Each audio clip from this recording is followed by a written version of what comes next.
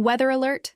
3 consecutive storm systems to bring rain, thunderstorms, and gusty winds across Cambodia, Phnom Penh, August 24, 2026. Cambodia is expected to experience unsettled weather from August 24th to 26 as the effects of 3 consecutive storm systems, storm number 18, Saudel, storm number 19, Nara, and storm number 20, Ginari, influence weather conditions across parts of the country. Although Cambodia is not directly in the projected paths of the 3 storms, their indirect effects are forecast to bring periods of rain, thunderstorms, and gusty winds to several areas. According to the weather forecast, conditions are expected to vary by region. Lowland areas.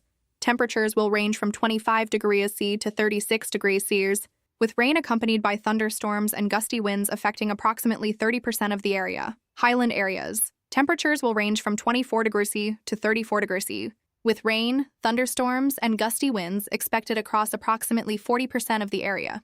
Coastal areas. Temperatures will range from 25 degrees C to 34 degrees C, with rain, thunderstorms, and gusty winds affecting up to 60% of the area.